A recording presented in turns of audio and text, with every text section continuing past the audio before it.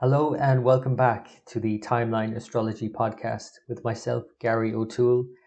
And today, my guest, for one last time in this format at least, is Kishori, as we speak about Rahu in the final house of astrology, the 12th house. This has been an immense journey, and enriching and comforting and completely and utterly satisfying experience for myself personally. I hope you have enjoyed the Maps of Consciousness series also. And we hope to come back next year, 2022, and speak of Rahu in perhaps another format. Her song, the epic poem, The Song of Rahu, is due for release very soon. So go get your copy or pre-order your copy right now. You can go to her website, a new website, kishori.net. That's KISHORI, kishori.net. And read it for yourself. I hope you enjoy it, and I'm looking forward to connecting with Kishori again next year. But for now, and for this episode, let's journey into Rahu and the 12th house, the house of liberation, of release, of surrender. And without further ado, here's Kishori. So welcome, Kishori. Welcome back to the podcast. Delightful to be with you, as always, Gary. Great to have you here. And in a way, I am excited to talk to you, and at the same time, I'm a little bit sad that we're coming to the end of Rahu through the houses anyway. And I don't think this is the end in any other way. I think this is just the beginning. But today we're going to talk about Rahu in the 12th house, the last house of astrology, and the last house obviously implying that it's all about endings.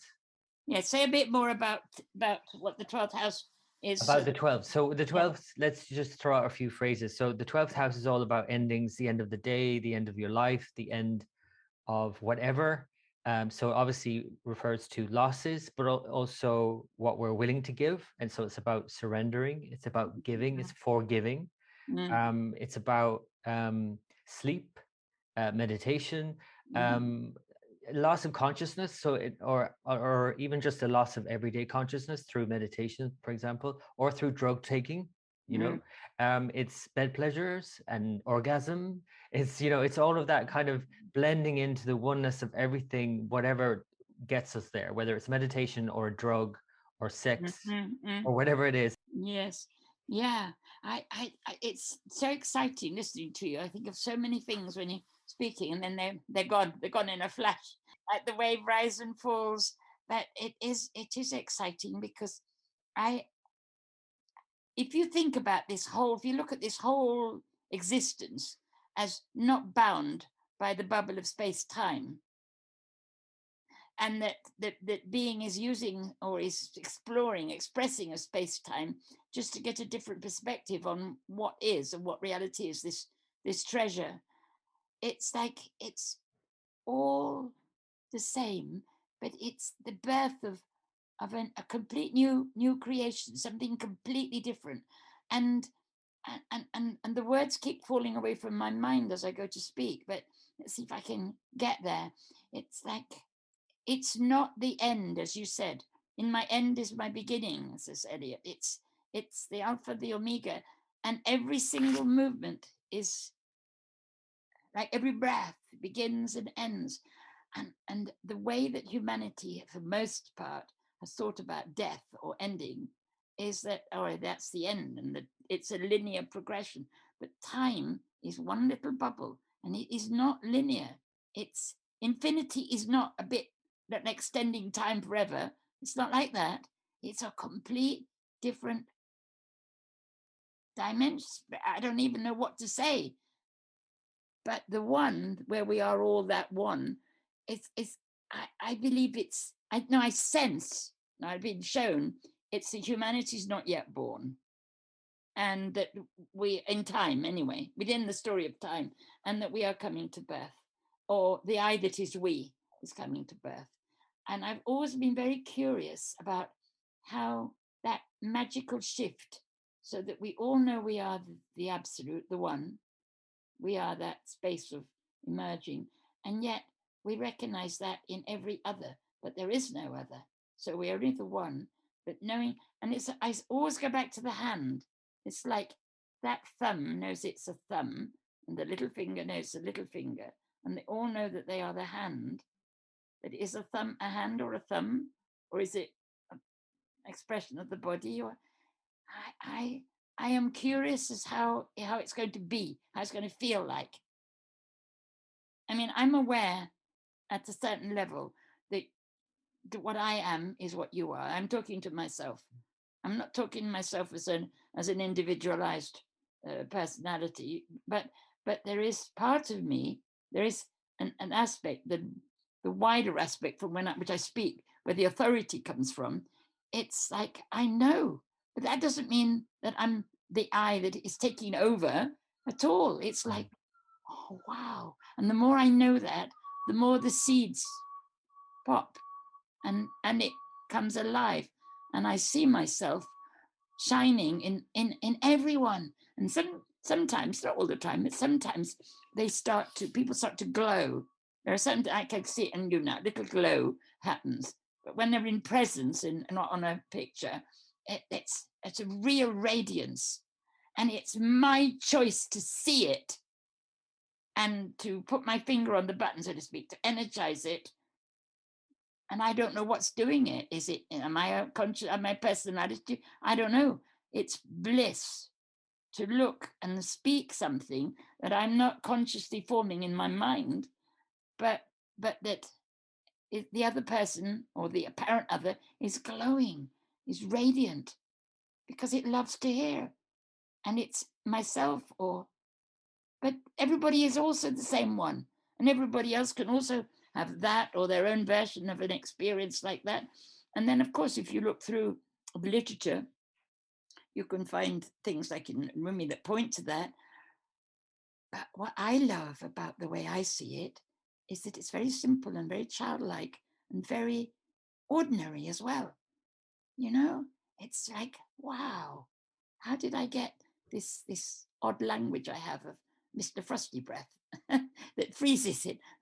I'm going to start with the story of the selfish giant, Oscar Wilde's Selfish Giant, when I'm doing these storytelling for the community here. And I see it, so many beautiful poets and writers, C.S. Lewis and so many. But it's all the one. There's only, and I'm not saying that from something I've read, or it's the same experience I had when I ran the stables, the personal development center, retreat center. And I came out my room one day and I went, oh, wow, it's all made of candy floss. It's all the same. Whether it's whatever it is, there's only one thing. Wherever you look, there's only one thing to experience. So whether it's Rahu or Ketu or Shiva or a mountain or whatever, there's only one thing to experience, which is the self, which is what I am, which I don't say very often because it doesn't, as you say, it's no point. That's why they say those who know don't seek, and because it's a nonsense. There's no one. You're not speaking to anybody in a way at that level. It's all merged. It's all, but it's here for the lila, for the story, for the fun, and it's never ever going to end. So, like the never-ending story, you know. I know you know the story, the never-ending story, and the nothing is invading the land, and it's all falling to pieces. And it's a bit like what's apparently happening in the world, but nothing is ever falling to pieces. Did you know the story of the never-ending story? Yes, yeah. And she says, Bastian, call my name, just call my name, please call my name. And he finally gets out that the story in the book and the story that he's living, and it's all joined up. And that is, wow, just so amazing. So yeah, there is really, I mean, Rahu is a filter, but he's personified. And because we are apparently human beings, the feeling, which is the fuel, the feeling, you can't feel the feeling unless you're an individual. And I imagine that I don't know, my imagination, the absolute whatever it is, wants to have relationship. And how can it has a relationship in the Trinity and stuff like that. We hear about it, but I don't know. It wanted to be everything and nothing, like I told you before. But it's not coming to an end, and neither are our talks. But we might find some different filters and some different entertainments to express Gary and Kishori having a chat about something. But it's only one thing to talk about. Right. There's only one thing. That's the magic. But that thing or that whatever is all powerful, free. And think about the yogic flowers. What's the purpose, the Dharma? What's the artist? The artist to enjoy little things, to enjoy color and taste and smell and frequency, but to enjoy them without having to get or own or make it person. I don't know. I can't. Words fail me. But we're here to play, to enjoy, to have a good time, and to appreciate the bliss that it is if you let go into a kind of free fall. So I don't know, but I know it's not coming to an end anyway. I mean, things change and bits in the time story end, of course, because in the story of time. But of course, it just moves into the next. So you go all the way through the Next way, zodiac, go to the 12th house, yes, but then start again at the first house. absolutely, absolutely. So it's like a merry-go-round, and like It it is is all a game, like you say. the carousel, and I said I was going to be the keeper of the carousel because you're that tent or the tent pole in the I am in the Hebrew, you know, the alphabet, the tent pole, the it's all a symbolic life, but it's all wants to be real. I mean, Jung talked about the symbolic life, but everything is anything, and anything in between. Anything is. It's the eternal shapeshifter, and we are that, and we want freedom. We move freedom. It makes me think of, you know, when we fall asleep at night and we have sometimes scary dreams, sometimes really nice dreams, and we don't, in that state, we might get, they might be so vivid and or lucid that we're like, we really feel like it's happening, or where people have what's that thing where people can't move, they said they're still dreaming. Yes. Sleep paralysis, that's it. Yeah, So yeah. but we still know that we're going to wake up, or even if we're lost completely in it and we don't know we're actually dreaming, and we still wake up, and wouldn't it be great to live life like that? That's like what you say. that's what being is moving towards. I tell you, I know. It said you're bungee jumping.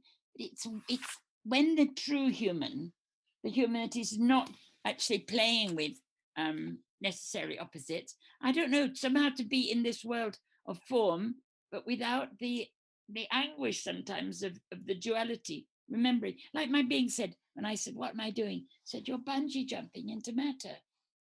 But I was always on the end of the bungee. I never lost the bungee. No, I don't know. I thought about that when I had this umbilical hernia, and it was cut off. maybe I'm a whole new universe. I see everybody is potentially a whole universe. We're all seeds of a whole new world. So that all sounds very well, but let me jump in with my Rahu, devil's advocate take on all of this, and the astrology perspective of Rahu in the 12th and how that can really go askew. So, and let's jump into that a little bit. So I've seen this with those with Rahu in the 12th who may really distort the sense of surrender, and it's really more about escape. So then it's more about escapism. That's right. Like meditation can be. Yeah. Escape. Yeah. Or like what taking drugs could be, or sleeping, like just sleeping too much because you just don't want to deal with the realities. I'd rather just go to bed and sleep it off. Well, that's true, but it's another experience, isn't it? It's not really happening. Nothing's really happening. So when you talk about, like, say, for example, someone who's in deep sleep, like really deep sleep, um, or someone who's just taken a hit of heroin, or someone's just had an orgasm, Yes. or whatever, those states that Rahu in the 12th could oftentimes, show someone chasing all the time, like chasing the dragon, right? I mean, this is the thing. I mean, let's face it, Rahu can distort. It can exaggerate and distort and skew our everything, like our perceptions of Yeah, things. well, it does, and it means to, but it means, please recognize me, even though I'm pulling the most disgusting face and I look like an evil monster. Remember, I told you, did I tell you the story of Jacob and the angel? No, I'll tell you now, it's too No. long. Oh, well, I can't. But it's like we have to recognize that there is only the one in all form, in no form, even in the most horrific form, whatever you could imagine, whatever is nothing or anything, there is only the one that we all are. It is source, it is the beloved, it is, I call it the beloved because it's a more evocative term than source. And it's only the beloved. I'm reminded of a time when I went to the Osho ashram one summer, and I spent the summer freaking out. Well, especially initially when I went in there, because Was that in Pune or in England? in Pune. So I went to this place in Pune, the Osho ashram, where Yeah, you yeah, basically, hand over all of your whatever, not hand over, but you basically don your robes. So now yeah. you're like everyone else wearing these maroon robes. Yes, yes. And I I did started, that for a while, you know, I told I you. know you, I know you did, Yeah, but yeah. like for me, that was just initially anyway. Well, and for the whole time, really, even though I mean, for me, meditation I find easy. That actually, it's harder for me to actually be in the world and deal with it. That's why coming across The Headless Way by Douglas Harding was such a revelation, that, Yeah, that I yeah. could actually be in the world and still have the center. Whereas going to an ashram for me is not a problem. Meditating and all that. What was a problem though, and speaking of my own life being in this Rahu cycle, was as soon as I had to take off all my clothes and identity, and then put up all on these robes and be like everyone else, and it's like nobody really interested in my story. Nobody cared about me. You know what I mean? It's like, and nobody cared about my problems. Nobody wanted to hear about any of my problems or anything about me. It was just about blending in with the crowd. And you know that, as you know, every evening as they do the meditation, as Osho used to do, and everybody would then fall down on the floor, and like this kind of just sea of people, Yeah, when you put on the white robes and all of that. yeah, yeah. And on the one hand, I'd be like blissing out because I'm just like the ocean here. But on the other hand, I'm thinking, but what about me? What about me? The whole time, Mm, mm. that voice was Rahu Yes, asking about what about me? Where are you in this? Where are you in this soup, like you say? yes. Well, and does it matter? Because it's all experience, it's all different states, and no state can separate you from what you are. Remember, I said it's being and becoming. You always are in the being, you always are that being, that what you might call the center or your essence or whatever. You're always that. Or whatever you are at the end of the, if you go into hell, search the deepest recesses of hell, says Rahu. Search the deepest recesses of hell. I am there. I am. Prior to all experience. You see? And I want to live here in a story and know fully what I am, and and know this what I'm shown. And I don't know when I'm in the story of time, but the body is completely customizable. The body is not what we are. The body is a customized expression of what we are. We are plus the becoming. So we can choose, but it's a bit slow at the moment sometimes, and people don't know it, so they get sick or they do all sorts of funny things. But the fact is that it's all just experience. And what you are is always already safe at home. And are you still there? Yes. Yeah. Yes, yes. So ending is not, there is no ending. There's ending in time. There's a change, if you like, shape shifting from one shape to another, from one form to another. I'm just wondering now about how, how they say now that, whether it's true or not, that the people that are being born now are going to be able to live to some ridiculous age. I don't know how many hundreds of years. This is like from a theoretical point of view anyway, with science and it's I hadn't heard that, but I know. But there's no difference between the people that are being born now and you and me. We are all being. But I bring it up in terms of, the sense of that life, the physical life The life has is a sort of trajectory, and it has a kind of Yeah. beginning, middle, and end, and we kind of know, because we're brought up with this sense of, well, you get older at this stage, and this is what happens at this stage, and this is what happened at this stage. It's kind of imprinted in us. Yeah, because we haven't downloaded fully the true identity. It's there in seed form, but the total knowing in every cell, it's not yet downloaded. So we're the rainbow bridge with the middle bit. We have to, as consciousness, convey what we know. What I know, I'm before and beyond space-time. I'm the life that will never die. I'm life. It's what I am. And this body is what is my temporary, one of my temporary expressions, that the consciousness that I am is temporarily associated with. We're in the middle of some extraordinary moments in time. And that's the chaos that's about. It's extraordinary, beyond endings. I have no beginning, I have no end. I am the life that will never die, cannot die. Dying doesn't, and there's no barrier between what we are here in form, and it's a continuum to what we are prior to coming into form. And I say prior advisedly, not before, because there is no before. I remember still thinking now as I'm talking to you about asking my mum, I said, what does forever mean? I'm looking at the stars, trying to imagine a little girl, what to go forever, and I'm hesitating what to ask her, how to ask her, and making an infinity machine with my stair rods and my brother's marbles. you know, I came into life with this, and one of these puzzles that as a little child I was given from within. I was given these things, and the koan was I had this tennis ball or this ball, and I had to turn it inside out, and yet there was a thickness in the ball. There's that rubber of the thickness of the tennis ball, and I would be looking at it and doing my best to turn it inside out. I don't know, 6, 7, 8, probably. I don't even know what age I was, and I'm looking at my task here was to turn it inside out, but I couldn't because there was a thickness.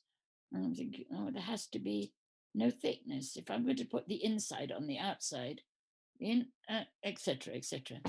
And then I remember just knowing that everything that is externalized at the moment is actually has to be back to source, internalized. But that doesn't mean that it's the end of this way of being.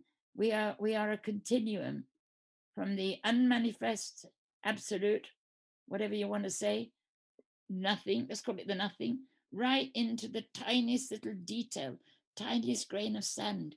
It's all precious, and it will never ever disappear. It's all existing consciousness. I remember being shown how nothing could ever die, because it might die to the experience in our story world, but when humanity wakes to its true identity, I mean, it already has awoken in time, but at this point that we are traversing the story, it hasn't been, it's only realized a little bit by a few, and not even fully. I mean, what I'm looking forward is with curiosity of how that could possibly be. How could it be to know myself as the one and the many? I do, but sometimes my legs don't work so well at the moment, but they are restoring themselves, and I'm 80 next year, and I'm rejuvenate. Well, it's not rejuvenating. It's that the superfluity of things, it just disappears.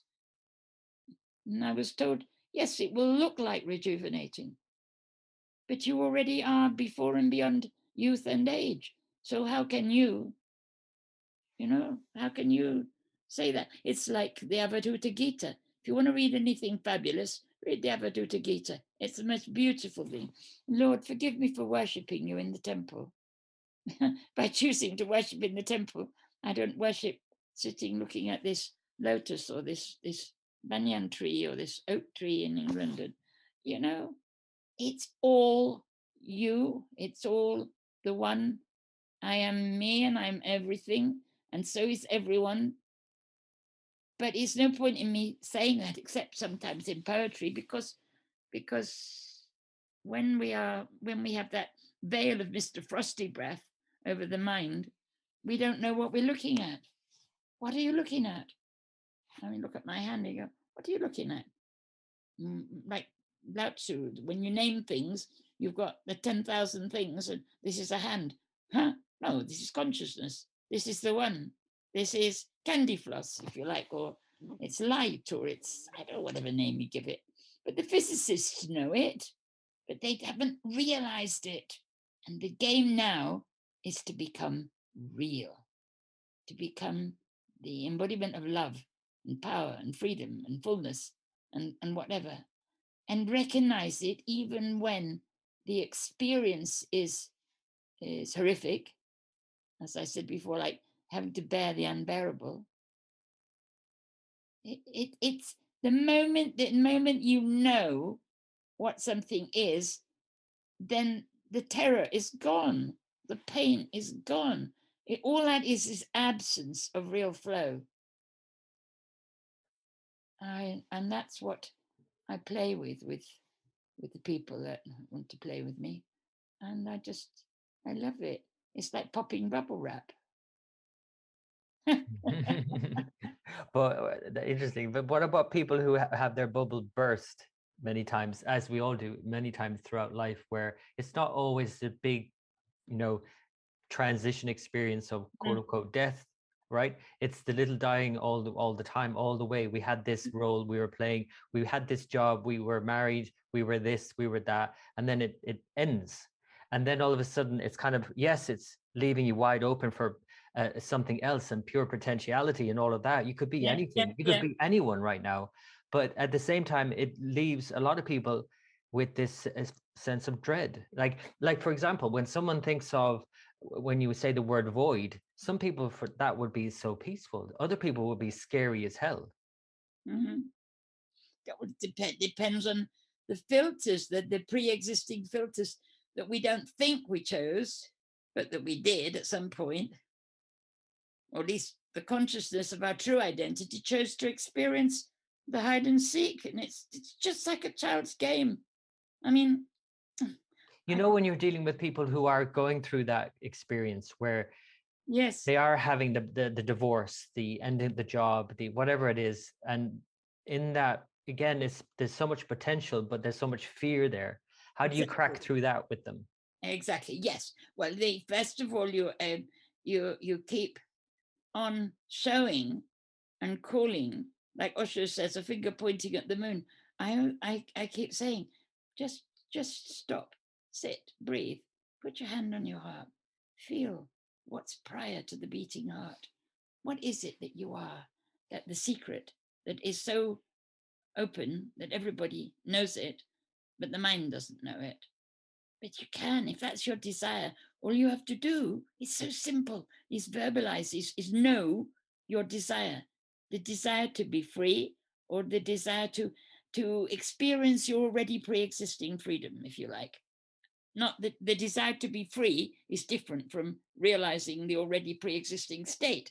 It's all a different state. And as humanity really awakens, not to take one position or another, beyond polarities, you will be able to choose any state. It's like a library. What do you fancy? And when you don't know what to choose, what you were saying about choosing about what you're going to do in Spain, well, it's a brilliant state to be in. So it's so amazing because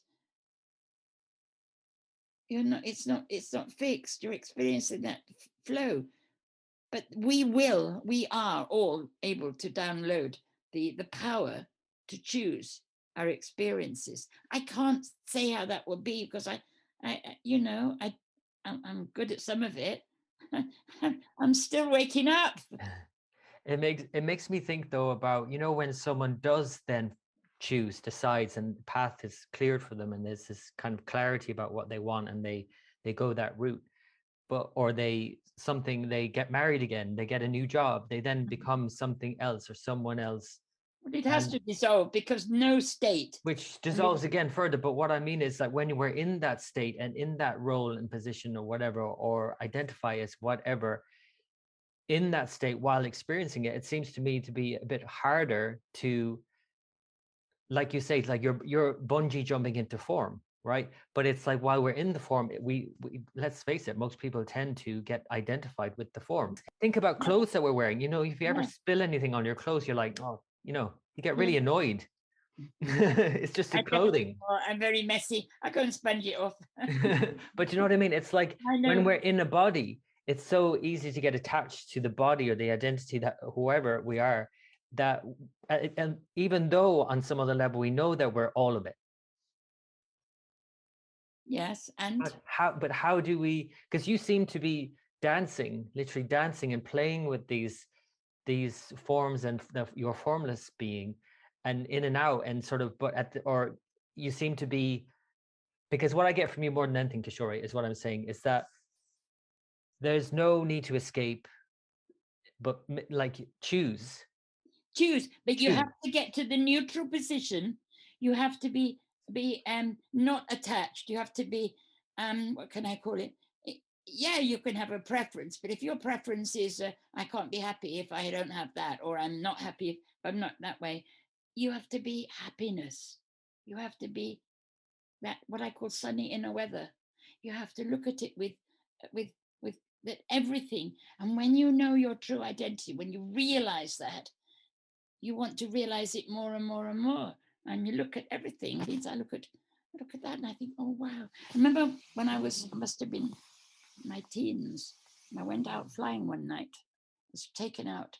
Something happened. Oh yeah, it was that moment when I woke up on the bus, on the Leicester bus, and I knew that Jesus on the altar in the bread was the same as the plastic seat on the bus in front of me. And I went, oh! And I reached out and touched the plastic seat, like, in the days before we received it into the hand. So touching the body of God and all of that stuff I was brought up with. It's not wrong, but it's not, it was pretty solid for me at that time. But it was, I went out flying at night over the roofs, and they're realizing it, nothing mattered. The only thing to do is to realize, is practice atmavichara, finding out not only in your mind what you are, but making that innate. So the body becomes the body of the heart, not the body of the mind or the body of the personality. This is the body, your expression of the the mind boggles, because can't understand what we call God or the infinite, or we don't, mind can't understand it. We get a feeling of awe, but there is a way where you can be it. I know that's what it's moving towards.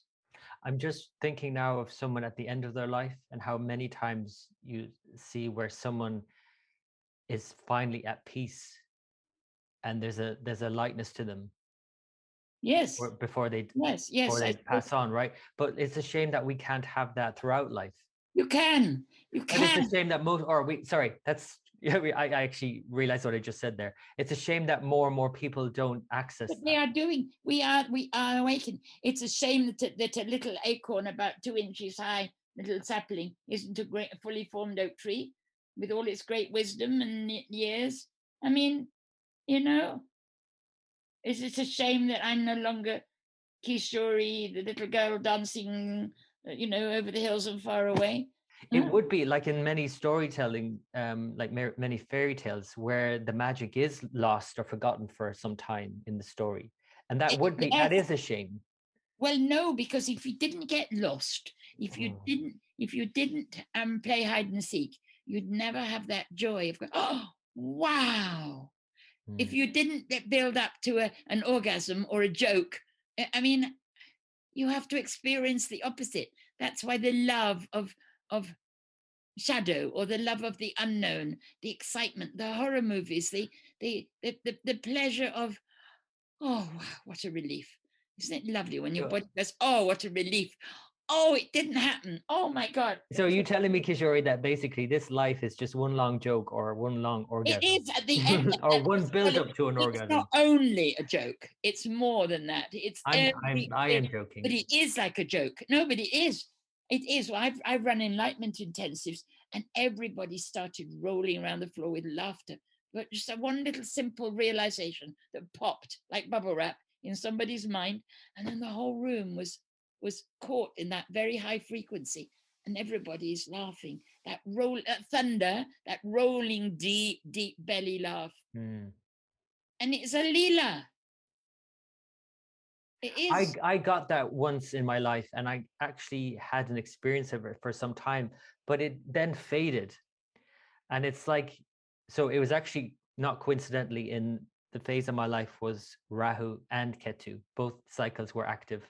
And I came across Douglas Harding and this Headless Way, and it was just instantaneous.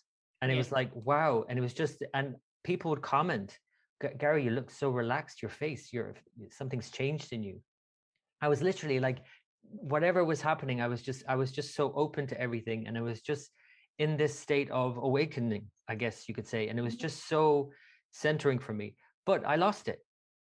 You know, I can get it, as in I can practice and be there, and but it's not a natural state for me at the moment. It was like for a year or so, it was like natural. I was just like walking around like this, and it was so profound. But it's like am I actually deliberately hiding that away from myself, so that when I find it again after all of this turmoil in my life, that it's going to be, yay, there it is again. If we settle down somehow with the turmoil, the chaos, and take it into the heart and go, oh, that's interesting, you find that you can flip into any particular state. And quite simply, in the heart, all states are, everything is acceptable. And then when we reach that neutral space, then we're able to choose. But you can't choose from the place of lack. So you've had the experience once, so you know it's true because you had it, you knew it, you've seen it. But it's almost like, because I've seen it, that's like, I know that's there. So actually, I'm more willing to kind of go out further on the edge here. Exactly. So, right? That's what it feels like to me. It's like, actually, I can go quite far out on the edge here, because I know I can go back to the center anytime it gets really crazy. Jumping. Yeah. Oh, yeah. Okay. So that's okay.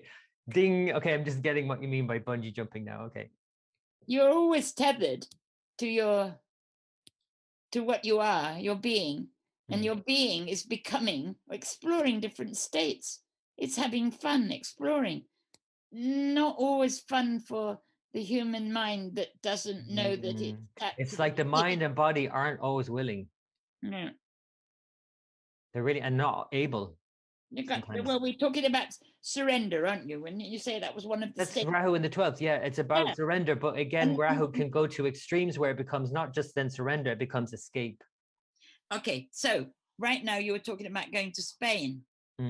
If you could go, wow, what an exciting state. I haven't fixed, I haven't chosen. Let's see what magic can come. Let's see what amazingness happens. And then you can tell me about it when we talk again from Spain. But something awesome when it's not predetermined, but you have the state. The state is, I want to be able to, I want to anchor it or know what I know I am. The state of safety, peace, surrender. You can always access that. And I tell you, by hand on heart practiced, you can always take yourself back to that and sit in hell and still be okay. I know that's. I really get that. I've played with that a lot of my life, because life has been earlier years somehow hell. And I mean, all that stuff about being educated about that Jesus's wounds were a blessing, and that if I hurt my knee, one thorn out of the head of Jesus, all that stuff. I mean, it's okay, but it shaped me for many, many years. And I don't know, they do say that Catholics never escape, but I did. And because the consciousness of the Christ frequency, or whatever you want to call it, it said I'm not real. It opened up to show me the rest of it. And what I got from the loss of that is what I am now. I'm still playing. I'm still playing the shape shifting. I'm still playing with so much more. A lot of people like to come and play, listen to my fairy tales, and see what else we can do. And certainly, if it were all fixed and we were on a road to, as somebody said, a road to annihilation. And it's what did he say today? It's a narrow edge between salvation and annihilation. And I said, no, because I'm tethered. I'm bungee jumping. I am my being. If any solution to everything could be promoted, I would say Atmavichara. Practice all the time, recognizing yourself in every mirror, in every puddle, in every bit of junk, in everything. Think, there's only, what does it mean? There's only me. What does it mean? There's only one. What does it mean? There is no other. Just look and see, okay, how is this? How is this me? And that, when one day, if your intention is to know the truth, or to know, make it innate, not just know in your mind, but to make it innate, then that will be satisfied, because no desire is ever able to be left unsatisfied, because you are the one playing. Everyone is that one playing with knowing itself. Remember that Sufi quote, I was a secret treasure and I wish to be known. Now it's the unknown desiring to be known. And so it had to know itself as the unknown first. It's like that, the coming full circle again. Yeah. Nothing ever ends. Nothing ever ends. And maybe the 12th house podcast will end that bit, but it'll take a new form, because I feel myself, my essence, so happily playing with you, with the essence that is you, the that which knows, and enjoying that, going, what more can we find? What more can we explore? What more can we download?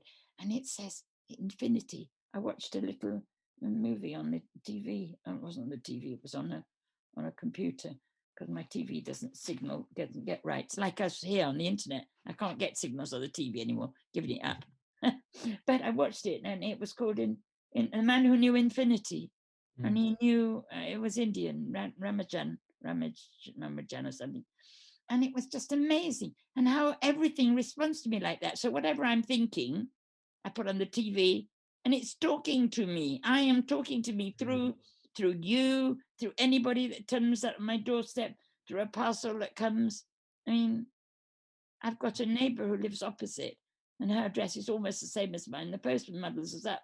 So this morning, not always, this morning he delivered a parcel to me, which was for to her, which was for me, and another neighbor brought it in.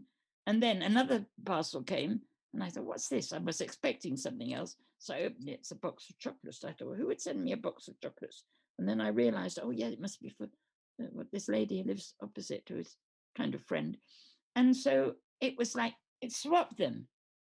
And I remember years ago when I was trying to find a birthday present for my granddaughter, and I was shown, you value her as you value everybody the same. I mean, people don't like it when you don't value them for their individuality, but if you value them because they are so precious, everyone the same. But you can't, as a human being, I can't do that, obviously. I mean, I can do it from within, but I can't do it. I can't actually go around and hug and love everybody, demonstrate to everybody. Because that's that choosing again, and we choose our company, right? Yes. So I'm not a soup. We choose who we like to, who the frequencies. Like there are particular frequency, say Gary, that entertaining for me, it's a pleasure. And I suspect that your curiosity draws to meet like this, and the same for everybody.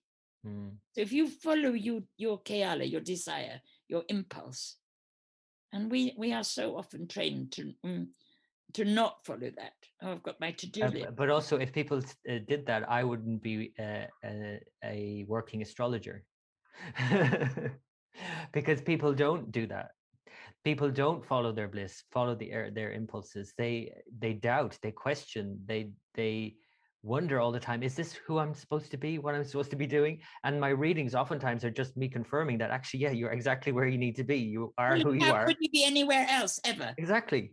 Nothing, if we are the one, and nothing could ever happen if it wasn't just because I've chosen. Even if I don't know that, same with everybody. You know what?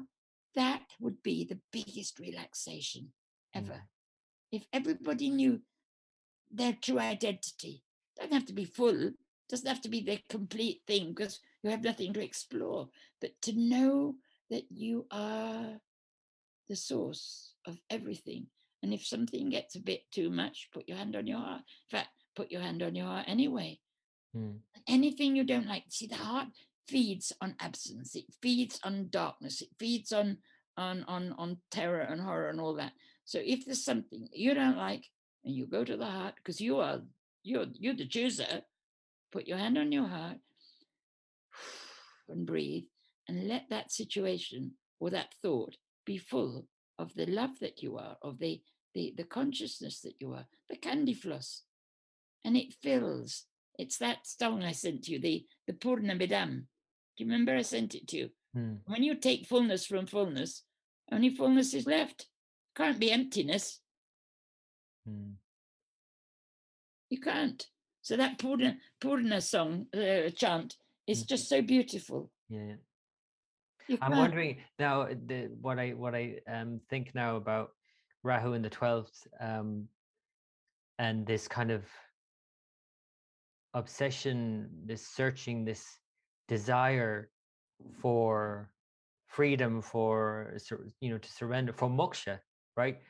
But itself, when remember I told you the story about when I see people who have no preconceived ideas about what meditation is, having blissful experiences in meditation, right? But other people who have all of these preconceived ideas, grasping this, I want this or that kind of state, actually hindering them experiencing that release and surrender. So Rahu to me suggests in 12th that actually there could be this, again, the other side of it always is that contracted state of actually, no, you're grasping too much onto something that isn't graspable. And sometimes we are this contraction, we're the self-contraction, but it doesn't stop. Whatever your experience is, it doesn't stop you being what you are. This is why I keep going back to. And if that thought is stabilized and becomes a reality, innate, you can go and sit and watch a horror movie or be part of one if you want to. I must say, it stresses my nervous system watching horror movies. So I always did. But some people love them. Yeah. You have to love what you love. You have to follow your bliss, as Campbell said. And when you do that, and you know yourself to be the sovereign author, creator of your life, and when it doesn't, and know that, and stabilize in that, and know that when it doesn't seem to be that, then you have to let go. You have to just let go. It's the best thing, because when you get in a muddle like that, is just go for a walk, go to sleep, go do something different, change the channel, change the frequency, and know that all possibilities are open to you. And if you're not experiencing them, desire them. But desire from the fact that you already see, desire for me is not grasping. Desire is decidere. You actually incarnated a stardust, or whatever you want to call it. The stories of how we all got here. Made it up. Well, actually, I'm thinking now about how when we think about the astrology and how things might suggest certain experiences at different times for different people. And I often see that many times, and I was taught this as well by my astrology teacher, that if there's something going on that you're finding hard to handle, that you don't know how to express this in an easier way for yourself, well, actually, maybe just watch it on the TV, watch it play out in a movie. It's because it's like it's at least expressing itself, and you're there apart from it somewhat, right? You might get really engrossed in the movie, but it's at least giving it a channel. And it makes me think about how if our lives could only be lived like that, But if I they like it. can be. But that is what I see, that the birth of a human being who is master, an alchemical master, that's able to shapeshift, able to do, because it is all possible. We've got so many things yet. You look at all the skills of the masters, the abilities, the powers, the what do they call them? The siddhis. You know, like to be able, wouldn't it be fun to be able to teleport? Some people can. I mean, people have seen me. I don't know how to yet consciously do it, but I'm playing with a group of people who are exploring it. There are lots of people play with that. It's fun. You have to begin in very simple ways, not trying to do something too much. I know I've gone out flying, but not willed, not consciously willed yet. But now if I bring in Rahu into that equation, that we could easily go down this route and say that the yogis of ancient times would have warned against these practices with the siddhis for people who were only propping up themselves even more. Exactly. Oh, I can do this now, I can do that now. Which is why we if we surrender these, let's call them powers, to the heart, then it's safe. Everything has a purity and a clarity. When you come from that place of knowing your true identity, identify with not being some lonely little lost fragment that doesn't know their place in the world or what they want to, but take that little fragment into the heart. Hold it there. You are always the being, even though you're experiencing being, I don't know, desirous of some egoic power. You're still the perfect, pure. And anybody can be that, anybody. And all of like the yogic flowers I was talking about, you have to recognize your desire without making it totally personal. It will be experienced personally, but it's the desire of the one to explore. And you have to allow yourself to experience more and more of the flowers, more and more of the fulfillment of yourself, your purpose, your pleasure, your abundance, your freedom.